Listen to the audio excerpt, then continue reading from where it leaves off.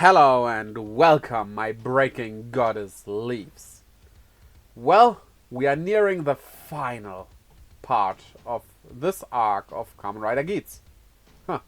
Yeah, I thought we were in the final arc already, but guess there will be one more. Probably only one more. I hope it's not more than that, because we don't have that many episodes left after this. But for now, let's focus on today's episode. Episode 37, Yearning 5, Pure White Destruction. So, with the grand end being near, Beroba and Kekara do their final wishes to the goddess. They can? Like, aren't those wishes for the participants? They're sponsors, so that works? Oh well, they do give back those vision buckles at least after this. What wishes do they get here? And are they granted? We don't know. Well, we also get the results of the current game, and it's Sarah and Buffer having the same amount of points. Also, we finally learn the name of Sarah's rider form, which is Hakubi, the Japanese word for civet. Yeah, that's that. I was just wondering about that because they never mentioned her by rider name, even though they do with all the others. Yeah, with them being at the same points, it kind of gets into a battle royale. So they have 1 hour, and whoever has the most points after that hour will get the win and can vote one rider out of it.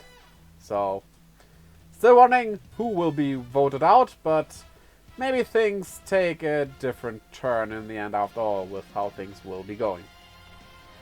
Neon is sorry to all her fans that she hasn't uploaded anything because she wants them to forget her. Yeah, and you wanna do that by having a wish granted that makes them forget you. Believe me, the internet will quickly forget you if you don't upload anything anymore. It only takes a couple of weeks probably, and then you're in nobody's mind anymore. Oh yeah, also that, with a grand end, they don't even fulfill your wish. Like, I knew that they wanna delete all your memories of everything and such, which, okay, and they're gonna abandon your timeline here, or world, or whatever. They can't seem to make up their mind about that. But like, I at least thought that your final wish would be granted.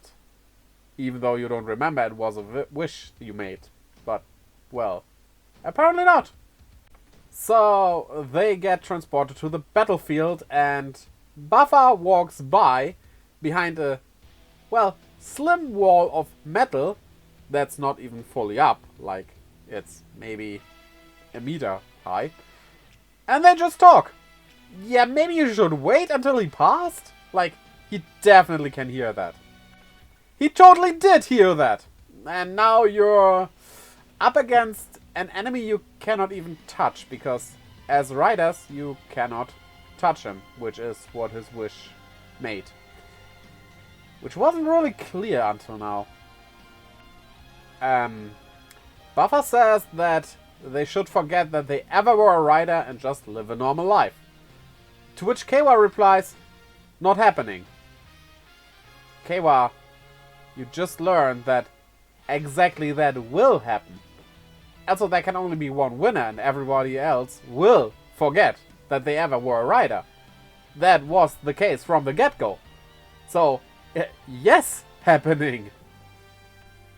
And yeah, there will be something happening that brings past riders back again. Because with not only Sarah's core crushed, but also Neon's, there's no way those two, or at least Neon, Sarah, who knows, will not be in the final battle, right? It won't be just Geats and Buffer. Come on. And I'm not talking about the final battle of this round of the game, but against the admins and stuff. So, yeah. Buffer crushes those cores now, but they will be back. Somehow. Ha! Gotcha. Yeah, they had a deal. He will tell him about Mitsume, so he gets those buckles back. But nobody said that Ace wouldn't be there as well when he's talking, so now Ace learns the truth about his mother. Which question was remaining still? Like, don't we know everything already? Oh, Ace leaves. Yeah, guess with that belt he's going to the goddess itself. To, do something. This library. OMG, that's cool. Okay, Palm Jack, listen. When a man and a woman really, really like each other, you know? Then, and straight at the goddess, Suel here has his wish fulfilled. A world without Ukiyo Ace. With how things are going, though, I think that just would mean that he gets reborn again as, like, not Ukiyo Ace, but some different name, because all his incarnations had different names after all. So maybe you phrased that wish wrong. Or the wish doesn't get fulfilled because the goddess is at her limits and is breaking. The question is, does breaking equal dying? We don't know that. And as long as we don't know, we have to think it does, because, like, it's kinda unhealthy if your body breaks apart, I would say, and this is her body right now. Heh. Grace. Ah, right before Ace's birth, we got a new rule. A player and a navigator should never have an intimate relationship. Which basically tells us that Ace's father was a player. Like, a game player, not someone who dates a lot of women and stuff. Well, maybe that too. We don't know his father, so who knows? Ace kinda gets angry at Kawa, saying that he wants revenge on the goddess because the goddess made so many people suffer. And honestly, while I get Ace because it's his mother and it's not really her fault, she doesn't do it on her own will, yeah, maybe he should tell Kawa about all this. Kawa doesn't know better, and from his point of view, the goddess is kinda evil. So, educate him instead of leaving him dumb. Then again, we probably like him for being a bit dumb. Not that dumb though. And then the hour's up, with Kawa barely surviving it, thanks to Pump Jack butting in. And we still have a tie. So do we get another hour now? How does this work? Is Geats just winning because he's second place, and that wouldn't make much sense. Huh. We gotta see. Not this episode though. Wait. Wait. He says that the navigator, Mitsume, Ace's mother, wanted to have a child with that player. So she prayed for 3 days and nights and then suddenly birthed Ace. So, what?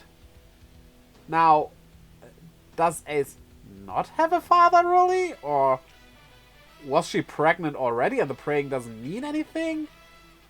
Was she just pregnant after these praying stuff and they phrased that weirdly? It's a bit weird, but, well, Ace is basically Jesus. Jesus, you could say. Oh, also, that birth gave her the power of changing the world as she wants it. Huh? Where did that come from now? And finally, everyone learns that it isn't Mitsume's fault. She's just a tool. Even though Buffer asks if we should blame the tool or the user, but like, No, you can never blame the tool. You always have to blame the user because, like, if I take, oh, that's good, a hammer and bash someone's skull in with it, I know someone who would like that. Would you blame the hammer for that or me? I mean, the hammer, if I put it there, oh gosh, it doesn't do anything. It's just lying there.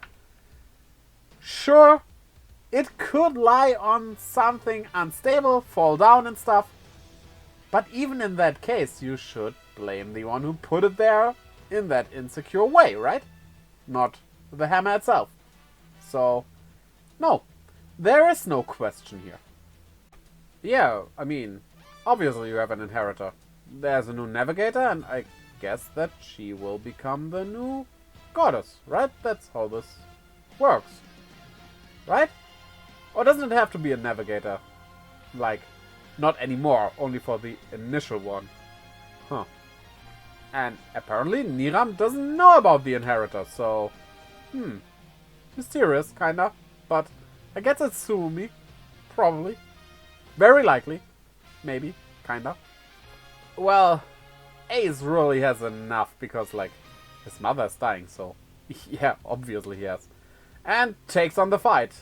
However, well, it's Gazer. He can't really do much against him still because, yeah, those administrative riders are just, like, strong. Really, really strong.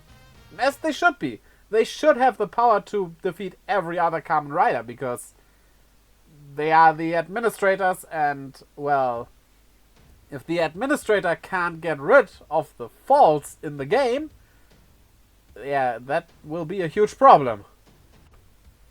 Oh boy. Yeah. The body isn't only, like, crackling. It's really breaking apart now. Ace watching it. That... I have no idea how that must feel because, on the one hand, he does know it's his mother and she's probably dying right now. But while it sounds gruesome to watch somebody's body deteriorate, it also just looks like a statue, so it doesn't have that kind of gore going on. But it's still his mother, so yeah, it still should feel awful, I guess, at least for him. Even though it, on paper, basically, isn't looking that weird. It's just a statue breaking apart. But it's a statue with a soul. And I really like this shot. Like, that crack that happens below the eye. As if she is crying. And then, on her cheek, the piece breaking out like a tear dropping down from her face. Right in front of Ace. That was an accidental rhyme. That is great. That is what you call cinematography. And then the episode ends with him transforming into Boost Mark III. Which is awesome. This is the perfect time for a power-up like this. I'm not gonna talk about the design here because we don't get that clear of a look for it. So I'm gonna do that probably next episode, so stay tuned for that. But I have to say, this episode, the first half was a bit, it was just the same old buffer defeating everyone again without really winning. Except this time he got rid of 2 riders, so maybe he was a bit winning. It was okay, it was a good battle performance, just nothing really outstanding. But the second half, oh boy, that was good, especially this at the end. I really enjoyed it, so I would say it was a good episode. And next time, the finale of this arc, not of the season. But, well, we are approaching it quite quickly. So now, it's on you. You have the power to tell me in the comments what you think about this episode. Also, get your own Boost Mark III by clicking the like and subscribe button as well as ringing that little bell to keep updated when I upload a new video for you. And check out the links down below in the description, where you can find all the links to my Twitter, Instagram and Discord, where I post stuff, keep you updated, all the good things. to my merch store and a Humble Bundle affiliate link where you can support me without paying anything. Well, except the game you buy via that link. And to my Twitch, where I live stream every Friday, Saturday, Sunday, and Monday. I hope to see you over there as well. And until next time, bye-bye.